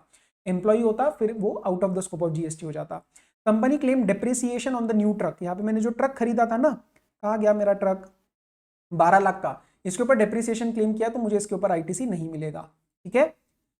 E-invoice portal shows that Chirag Steel's GST number is liable to issue E-invoice, मतलब 5 करोड़ के ऊपर है। However, supplier did not issue E-invoice and issued a manual invoice. The invoice was reflected in GST to be। बहुत सारे बच्चे पे confuse हुए होंगे कि सर इसका क्या रेलिवेंस है, क्या इंप्लीकेशन है। बेटा जी रेलिवेंस ये है कि अगर E-invoice इशू करना था और नहीं हुआ तो that is not my proper document, ये मेरा प्रॉपर डॉक्यूमेंट या प्रॉपर इनवॉइस नहीं है। और अगर आपका प्रॉपर डॉक्यूमेंट या प्रॉपर इनवॉइस नहीं होता तो आप आईटीसी नहीं ले सकते सेक्शन 16 के कंडीशंस के हिसाब से। तो चिराग स्टील से जो मैंने खरीदा है 15 लाख का, इसके ऊपर भी मुझे आईटीसी नहीं मिलेगा। अब हाथों हाथ से तो आपको खुद सॉल्व करना है। टर्नओवर ऑफ जिगर infra limited for the previous financial year was 180 lakhs, जो कि मेरे क्लाइंट का है, ठीक है जी। रेट्स दिए गए हैं, ठीक है। Amounts are exclusive of taxes, हमेशा रीड करना, कभी कभार यहाँ पे गड़बड़ कर सकते हैं। From the information above, you are required to compute the minimum GST liability payable in cash. तो as I told you, I am repeating again, output निकालना, लेस आईटीसी जिसके आप अलग से वर्किंग नोट बनाओगे और फिर आरसीएम का लायबिलिटी ऐड करना। जो आरसीएम का पेमेंट कर रहे हो वो आईटीसी में भी आएगा, उसी मंथ में आप ले लेना। थ्योरी में हम ये प्रैक्टिस कर रहे हैं आईसीआई के आंसर्स में फॉर द मंथ ऑफ अप्रैल। आप एक बार इसको खुद सॉल्व करना, कहीं पे भी डाउट है तो कमेंट में डालना, मैं आपको रीजंस बता दूंगा। वैसे मैंने सारे इंडिविजुअल एडजस्टमेंट्स जो है वो डिस्कस कर ली है, ठीक है। Determine the place of supply, अब इसमें जो है ज़्यादा कुछ इसमें बहुत वैसे वाले नहीं थे। फर्स्ट इज़ वेरी इजी, तो मैं अभी नहीं यहाँ पे कर रहा, ये भी बहुत इजी है। ये वाला थर्ड में मैं आपको बता रहा हूँ, ये मटेरियल का है, तो first 3 are very easy, so I am not solving it here. ऐसे वाले क्वेश्चंस जो होते हैं ना, ये यहाँ से वहां ट्रांसफर हुआ, ये वहां से वहां ट्रांसफर हुआ, यहाँ पे आपको कंफ्यूज किया जाता है इंफॉर्मेशन देके। You just focus on the moment which is happening. बंदा ट्रांसफर हो रहा होगा दिल्ली टू महाराष्ट्र, लेकिन जो बंदा का सामान ट्रांसफर हो रहा है वो मे भी ट्रांसफर हो रहा है हरियाणा टू महाराष्ट्र या हरियाणा टू कोई और। तो आपको देखना है मूवमेंट कहां पे हो रही है, उसके लिए मुझे देखना है उसका प्लेस ऑफ सप्लाई। ठीक है, तो फोकस ऑन दैट। ये मटेरियल का सवाल है, तो दिस इज नथिंग, ये 3 में नहीं करवा रहा, इस पे ध्यान देते हैं, जरा इन दोनों पे ध्यान दे देते हैं। Chintu Sharma, a resident of New Delhi, opens his savings account in New Delhi branch of सडा bank after going the KYC. तो केवाईसी है तो उसके केवाईसी के रिकॉर्ड्स के हिसाब से उसका दिल्ली का एड्रेस है। He goes to Amritsar for some official work, withdraws money from this bank's ATM in Amritsar, crossing his limit of free ATM withdrawal। तो उसको जो भी चार्ज लगा होगा उसके लिए जो प्लेस ऑफ सप्लाई होगा, क्या वो अमृतसर रहेगा? नहीं सर, रिकॉर्ड्स में क्लियरली उसका न्यू दिल्ली का जो है वो एड्रेस दे रखा है। बराबर, तो इसके अंदर आपका आंसर हो जाएगा न्यू दिल्ली। ठीक है, सेक्शन नंबर 12 के हिसाब से। Mister Gappu an architect new Delhi enters into contract with mister Henry. आप जब भी प्लेस ऑफ सप्लाई की बात करोगे ना, खासकर सर्विसेज में, ऑब्वियसली देयर आर 4 सेक्शंस 10, 11, 12, 13। तो 12 और 13 लगाते पहले तो यही दिमाग लगाना कि 12 लगाना है या 13 लगाना है। ठीक है, एक बंदा कोई बाहर हो, सप्लायर और रेसिपिएंट, तो आपको सेक्शन 13 लगाना होता है। अब यहाँ पे आर्किटेक्ट जो एंटर हुआ है कॉन्ट्रैक्ट में, that is with mister Henry of New York, तो एक बंदा बाहर का है, तो इसके अंदर मेरा सेक्शन 13 लगेगा। To provide professional services for immovable property. ठीक है, तो इमूवेबल प्रॉपर्टी 13(4). ठीक है, 13(3) परफॉर्मेंस बेस्ड होता है। Of mister Henry located in Pune and New York. अब ये 2 जगह प्रोवाइड कर रहा है, जिसमें से एक टैक्सेबल टेरिटरी है, एक नॉन टैक्सेबल टेरिटरी है। इसका स्पेसिफिक सेक्शन अगर आपको याद आएगा, सब सेक्शन याद आपको आना चाहिए, that is section number 13 sub section 6। कि जब भी ऐसा कोई काम किया जाता है जिसके अंदर एक इंडिया में पार्ट हो और एक बाहर हो, तो it is assume that the place of supply and the entire work is done in our taxable territory. तो पुणे ही इसका प्लेस ऑफ सप्लाई पूरा का पूरा बन जाएगा। बच्चे कंफ्यूज करते हैं, सर वो कॉन्ट्रैक्ट के हिसाब से बाइफर्केशन करना पड़ेगा, फिर वो रूल लगाना पड़ेगा। वो तब होता जब वो पुणे दिल्ली या पुणे दिल्ली एंड यूपी ऐसा होता, तो एक बाहर और कुछ इंडिया में है तो उसमें 13(6) आपको लगाना होता है। And this applies for 13(4) also, 13(5) also and 13(3) also. ये तीनों के लिए लगता है, 3, 4, 5 के लिए। ठीक है, तो ये वाला थोड़ा सा इंपॉर्टेंट है, ये वाला आपका आंसर बन जाएगा पुणे, मतलब जो आपका इंडिया इसका प्लेस ऑफ सप्लाई बन जाएगा। बी वाला जो पार्ट है दैट इज योर कस्टम्स का वैल्यूएशन, जो मैंने पूरा देख लिया। इसके अंदर कोई भी इंपॉर्टेंट पॉइंट एज सच नहीं है, सिवाय एक बात की एयर फ्रेट में आपको 20% का लिमिट चेक करना है। और वैल्यूएशन के रिस्पेक्ट में अगर आपको कोई भी डाउट है तो एक बार मेरे वीडियोस चेक कर लेना, मैंने लास्ट टाइम अपलोड किए थे, उसमें कुछ चेंज नहीं हुआ है, सो उससे आपका आंसर सॉल्व हो जाएगा। This is not a very big question, बहुत ही छोटा सवाल है, सिर्फ 4 मार्क का। तो ये मैं उम्मीद कर रहा हूँ कि आप खुद ब खुद कर सकते हो। नहीं कर पा रहे तो इसका मतलब गड़बड़ है, क्योंकि ये आपके लॉलीपॉप सवाल माने जाते हैं, मतलब इसके अंदर गलती करना तो पैर पे कुल्हाड़ी मारने के बराबर है। Rainbow services limited registered in GST in providing various services to various educational institution. तो हमेशा जब एजुकेशनल इंस्टीट्यूशन का सवाल आएगा तो देखना कि पहले तो वो एजुकेशनल इंस्टीट्यूशन है क्या, मतलब प्री स्कूल क्लास 12 तक है क्या, यूनिवर्सिटी वगैरह का है तो रिकॉग्नाइज्ड इन इंडिया है क्या, या फिर वोकेशनल ट्रेनिंग वगैरह रिकॉग्नाइज्ड इन इंडिया है क्या। और फिर इसके अंदर हमेशा ध्यान रखना कि आप टू सर्विस दे रहे हो या बाय, मतलब ये बाय है या ये टू है, आप उसको वो सर्विस दे रही है या फिर उसको आप सर्विस दे रहे हो, उसके ऊपर भी सारी चीजें बदल जाती है। तो first is very simple, transportation of students and staff of prudence a deemed university, तो ये आपका टैक्स हो जाएगा, क्योंकि ये एग्जेम्प्ट होता है जब आप स्कूल को देते हो। Catering services provided to school, तो ये आपका एग्जेम्प्ट हो जाएगा, ठीक है, टैक्स और एग्जेम्प्ट हो जाएगा। उसके बाद security services provided to a school for its annual sports day, यहाँ पे गलती होने के चांसेस सबसे ज्यादा होते हैं। ये जो आपका सिक्योरिटी, हाउसकीपिंग, क्लीनिंग, ये सब होता है ना, ये स्कूल को एग्जेम्प्ट होता है, लेकिन उसके साथ साथ एक और कंडीशन है कि वो एट स्कूल, उस प्रीमाइसिस में ही होना चाहिए। ये कहाँ पे हुआ है? Health sports complex which is owned by government of India, तो ये स्कूल के बाहर हुआ है, तो ये आपका टैक्स हो जाएगा, ये सिली मिस्टेक का एरिया बन जाता है। ऑनलाइन पीरियोडिकल जर्नल तभी एग्जेम्प्ट होता है जब आप यूनिवर्सिटी और कॉलेज को देते हो, ये दिया है स्कूल को, तो ये टैक्स हो जाएगा। और अगला सर्विस दिया है आपने प्लेसमेंट ऑफ स्टूडेंट्स का, एक गवर्नमेंट रिकॉग्नाइज वोकेशनल ट्रेनिंग, तो इसका कोई एग्जेम्पशन नहीं है, ये टैक्स हो जाएगा। ये एग्जाम या फिर एडमिशन का होता तो एग्जेम्प्ट रहता, ठीक है। तो 5 सवाल थे और 5 नंबर के लिए था, तो ये आई थिंक इसमें आपके फुल ऑन फुल आनी ही चाहिए। बी में यहाँ नहीं करवा रहा दोबारा, क्योंकि ये रिपीट क्वेश्चन है, आपने क्वेश्चन बैंक में किया होगा, मेरे से पढ़ा है तो मेरे क्वेश्चन बैंक में है, आईसीएम मटेरियल में है, और ये चेंज जो होता है ना, रेट चेंज, उसके ऊपर है, ये रेट चेंज के ऊपर है। बस एक छोटी सी हिंट देके छोड़ रहा हूँ कि यहाँ पे क्या हुआ, आप क्वेश्चन आई एम होपिंग कि आप रीड कर रहे हो फिर ही मेरा ये सॉल्व कर रहे हो, है ना, मैं हैंड होल्डिंग अप्रोच में नहीं चल रहा है। यहाँ पे जो चेक दिया था और ये चेंज कब हुआ देखो, 18 मार्च को यहाँ पे कुछ रेट चेंज हुआ है और क्रेडिट जो हुआ है ना पैसा वो 20 मार्च को हुआ है। तो आपको जो एक 4 वर्किंग डेज का कंसेप्ट याद है इसके अंदर कि अगर मेरा actual credit is happening after 4 working days of the rate change, तो उसके अंदर मुझे जो पेमेंट डेट, नॉर्मल रूल क्या रहता है कि विचेवर इज अर्लियर, वो नहीं लगाना होता, फिर आपको यही डेट लेनी पड़ती है। इस केस में 17 मार्च को बुक्स में एंट्री हुई है और 20 मार्च को पैसा आया है और ये 4 वर्किंग डेज के अंडर अंडर है, तो आप नॉर्मल रूल लगाना। नॉर्मल रूल बोले तो ये 17 मार्च इज द अर्लियर वन, यही आपकी पेमेंट डेट बन जाएगी, तो आपको उसके हिसाब से आंसर फॉल कर जाएगा। इसका मैंने एक फ्लो चार्ट छोटा सा टेलीग्राम के चैनल पे पोस्ट किया था, वो देख लेना एक बार, ठीक है, बिफोर आफ्टर वाला। इसके अंदर आई डोंट थिंक कोई बाकी इशू आएगा, रिपीटेड क्वेश्चन नहीं है। Elite car decors imported car music system and GPS devices from Germany. The importer submits the following issues. 10 GPS devices were pilfered, section 13, after unloading and before the PO has made an order for clearance for home consumption. तो क्या इसके ऊपर वो duty पे करेगा? नहीं पे करेगा, क्लियर कट पिल्फरेज है, मुझे ड्यूटी नहीं पे करनी।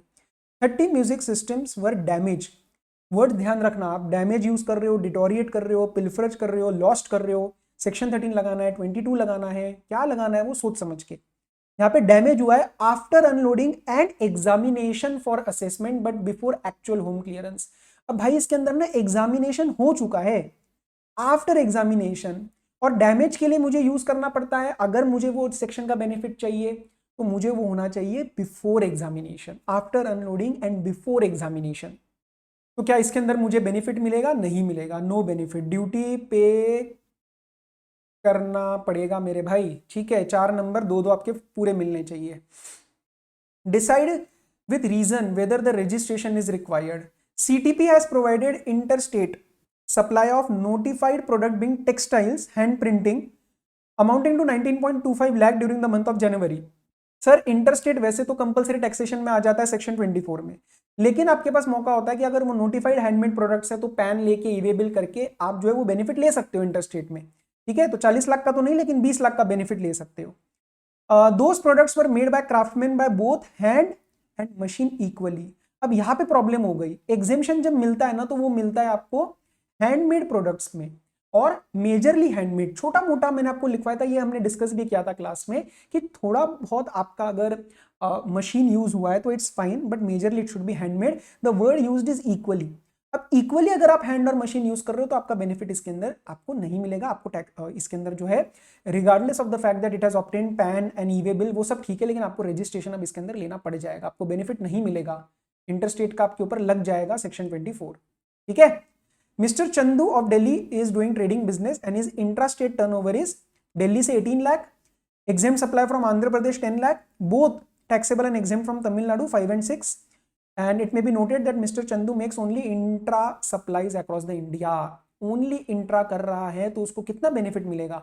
उसको मिलेगा 40 लाख का बेनिफिट, 20 लाख का नहीं, वो इंट्रा कर रहा है। और तमिलनाडु कोई ऐसा भी केस नहीं है पुडुचेरी वगैरह जैसा कि या कोई और स्पेसिफिक केस नहीं है जिसके अंदर मुझे 10 लाख या उसका बेनिफिट 10 या 20 उसके ऊपर लग जाएगा, बराबर। तो 40 लाख का आपको लगेगा इसके अंदर लिमिट। तो आप टोटल कर लो 18 lakh plus 10 lakh plus 5 plus 6।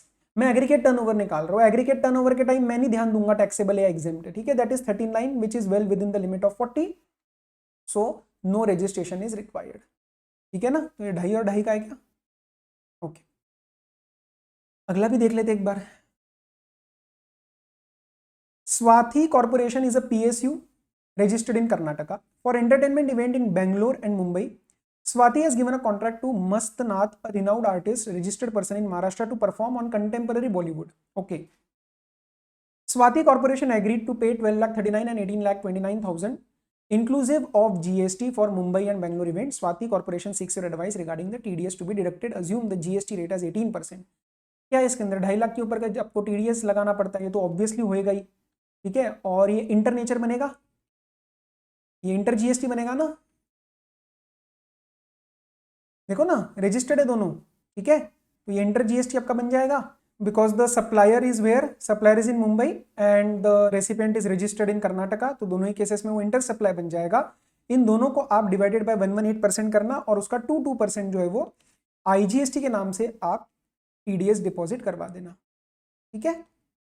बहुत डिटेल में आपको IGST TDS की डिटेल्स देने की जरूरत नहीं है, थोड़ा सा बेसिक बस बता देना because this is a PSU, तो इसके अंदर TDS की एप्लीकेबिलिटी आ जाएगी आपकी, बराबर। चलो अच्छा, ऊपर वाले में ना एक चीज जो मैंने 40 लाख का बोला, ये आपको तीनों के लिए चेक करना है, दिल्ली, आंध्र प्रदेश एंड तमिलनाडु। तो तीनों में से कोई ऐसा नहीं है जिसके अंदर 40 लाख का बेनिफिट हम नहीं देते।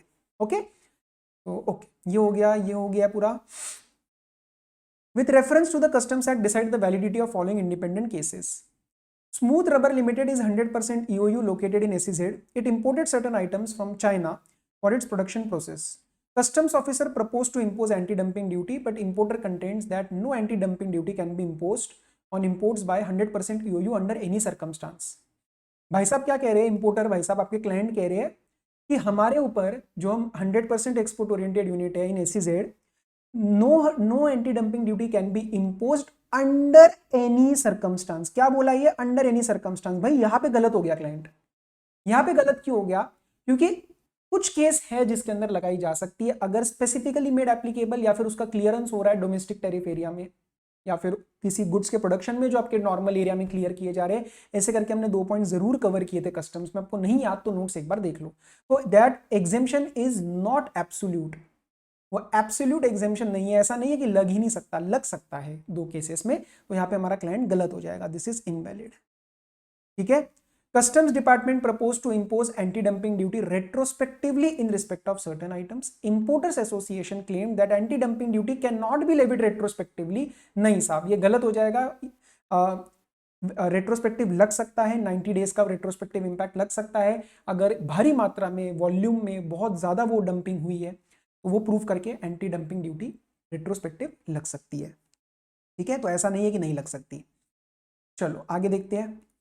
Discuss the validity. CGST officer issued a notice under section. मैं ना, आपको लग रहा होगा बहुत डिटेल में एक एक चीज नहीं पढ़ा रहा, क्योंकि मेरा पर्पस यहाँ पे उस तरीके से एमटीपी करना नहीं है, बिकॉज मेजरली जो डाउट आते हैं वो केस सिनेरियोज में आते हैं, लेकिन मैं बैलेंस भी सॉल्व करवा रहा हूँ। ठीक है, तो I am giving you an idea कि हाँ, 1-1.5 घंटे में आप पूरा अच्छे से जो है एमटीपी का एक बार आपका कवरेज हो जाए, but this is not a substitute for your self study. CGST officer issued a notice under section 74 against which appeal was preferred by the CC. 74 का नोटिस आया, मेलिफाइड इंटेंशन वाला, फ्रॉड वाला, wilful misstatement वाला, उसके against गई appeal to the appellate authority and they concluded that the notice under 74 was not sustainable for the reason that charges of fraud has not been established. वो कह रहे नहीं हुआ है fraud establish. Now the officer wishes to determine the tax payable by treating the said notice as if it was issued under 73। वो कह रहा है मैं इसी को कन्वर्ट कर देता हूं, 74 का नहीं हुआ तो कोई बात नहीं, मैं इसको 73 में कन्वर्ट कर देता हूं। Is the action of officer valid? Absolutely yes. Clearly हमने ये सेक्शन नंबर 75 में पढ़ा था कि आप 74 की नोटिस 73 में कन्वर्ट कर सकते हो, प्रोवाइडेड बस लिख देना कि उसका लिमिटेशन पीरियड पूरा होना चाहिए, क्योंकि लिमिटेशन पीरियड जो है वो अलग अलग है। 3 साल के 3 महीने पहले और 5 साल के 6 महीने पहले जो 74 में होता है ना, तो वो लिमिटेशन पीरियड बस पूरा होना चाहिए। But because the dates are not given in this question, we can leave that part out just by stating this कि हाँ, लिमिटेशन पीरियड पूरा होना चाहिए। CGST officer issued an adjudication order which did not specify the payment of interest on tax short paid by the registered person. So now the assessee, आपका client contends that interest cannot be demanded as the said order is silent. Is the contention of assessee correct? Client खुश होता हुआ आया, मैंने कहा client भाई क्या हुआ? कह रहा है यार सर, इसके अंदर ऑर्डर में, इस ऑर्डर में तो इंटरेस्ट दिया ही नहीं है, तो मैं इंटरेस्ट नहीं पे करूंगा। अरे 75 ने क्लियरली बोला है इंटरेस्ट का पेमेंट आपका कैसे डिसाइड किया जाएगा? जब तक आप पेमेंट नहीं करोगे, तो वो पेमेंट जिस दिन करोगे उस दिन तक आपको इंटरेस्ट पे करना पड़ता है, इसीलिए वो नोटिस में नहीं दिया है। तो 75 कहता है कि साइलेंट, इसका मतलब ये नहीं कि आपको छोड़ दिया, यू हैव टू पे इंटरेस्ट, यू हैव टू पे इंटरेस्ट। ठीक है, तो ये तो गलत है contention. Mister Pappu is agreed by the order of RA and wants to make an appeal to the first appellate authority. While commenting on the decision of Mr. Pappu, you are required to state the powers of revisionary authority to revise the orders passed by subordinate officers under 108. What is the time period for the revisionary authority to exercise the power of revision? अब इसके अंदर हुआ क्या जरा देखो, वो agreed है by the order of RA and wants to make an appeal to first appellate authority. तो ये तो 107 में थोड़ी ना जाएगा, RA के अगेंस्ट वो जाना पड़ेगा उसको appellate ट्रिब्यूनल के पास। ठीक है, ट्रिब्यूनल के पास जाएगा और उसके साथ वो पूछ रहे हैं you are required to state the powers of RA। Now this is a theoretical question. RA अपने रिकॉर्ड्स मंगवा सकता है सबऑर्डिनेट के, कुछ गलत हो तो वो ऑर्डर्स रिवाइज कर सकता है। और टाइम लिमिट के बारे में मेंशन करना मत भूलना कि 6 मंथ्स हो जाने चाहिए और 3 साल नहीं हो जाने चाहिए। इंटीग्रेशन के बारे में भी बता देना। इंटीग्रेशन याद है कि कोई ऑर्डर अगर हायर अथॉरिटी में जा चुका है तो whatever has not been discussed, वो उसके ऊपर भी ऑर्डर दे सकता है। कब तक जो है वो 3 साल वाला टाइम पीरियड, या फिर 1 year from the date of the order is given, by the higher authority, तो वो सारा आपको लिखना पड़ेगा। 6 months क्यों दिया जाता है? For the purpose of appeal to the first authority. And time period for the revisionary authority, वो मैंने यहीं पे डिस्कस कर लिया आपको। What are the exceptions provided under subsection 2 of section 27 of customs act, refund, in which refund of duty and interest may be paid to the applicant. याद है आपको ये बात? अनजस्ट एनरिचमेंट के एक्सेप्शंस पूछ रहे हैं आपसे। बीए में क्या पूछूं, यहाँ पे क्या बताओ। जिसको याद है वो डायरेक्ट लिखेगा, यहाँ पे क्या तुक्काबाजी है, कुछ नहीं, डायरेक्ट सवाल है ये। Briefly explain the procedure to be followed by the authority for advance ruling, AAR की बात कर रहा है। On receipt of application for advance ruling under section 98, कुछ नहीं, हियरिंग रखवाएगा, वो सारी बातें प्रोसीजरल, रिकॉर्ड्स मंगवाएगा, किसी वो बात पे ओपिनियन नहीं बन पाया तो appellate authority for advance ruling के पास जाएगा, वो भी नहीं कर पाए तो वो उस माना जाएगा कि the decision can not be given, कुछ ऑलरेडी डिसाइड है या कुछ ऑलरेडी पेंडिंग है तो एक्सेप्ट नहीं किया जाएगा, रिजेक्ट किया जाएगा। तो ये पूरा प्रोसीजरल सेक्शन है 6 नंबर के लिए। Section 158 lays down that the information obtained, ये मिसलेनियस है, क्लास में हमने किया है, बहुत बच्चे नहीं करते। That information by public servant from record of any proceeding is confidential and can not be disclose, लेकिन उसकी कुछ एक्सेप्शंस है क्या? बिल्कुल एक्सेप्शन है। अगर कोई टैक्स रिसीट और उसका कुछ ऑडिट वगैरह होने वाला है क्या, कोई ब्राइबरी वगैरह के वो चेक करने वाले हैं क्या, कोई ऑडिट वगैरह के लिए चाहिए क्या, कोई प्रोसिक्यूशन के लिए चाहिए क्या, ऐसे करके 7-8 चीज़ों की लिस्ट है, वो जितना याद है उतना आप लिख सकते हो। मेरे हिसाब से आधा नंबर भी आप मान लो तो इसमें 7-8 लिख देना आप, वर्स्ट कम वर्स्ट केस में, ठीक है। तो this is again very very theoretical. Next क्या है, ये और पार्ट है, चलो और भी देख लेते हैं। Who can order for search and seizure under the provisions of CGST, joint commissioner या फिर above, provided he has proper reasons, और वो रीजंस और वो ऑर्डर सब राइटिंग में जाना चाहिए। एंड वो खुद भी कर सकते हैं, वो ऑथराइज भी कर सकते हैं। और रीजन क्या होगा कि कन्फिस्केशन के लिए कुछ लायबल है या फिर कुछ सीक्रेट किया हुआ है, हिडन किया हुआ है, ठीक है ना। State the salient features of advance authorisation for annual requirement. अब क्या होता है, FTP तो सर हम करके नहीं जाते, देखो जनरली वो और पार्ट में आता है, बट FTP के इतने डायरेक्ट सवाल जब आते हैं ना, इट बिकम स्कोरिंग, ओके।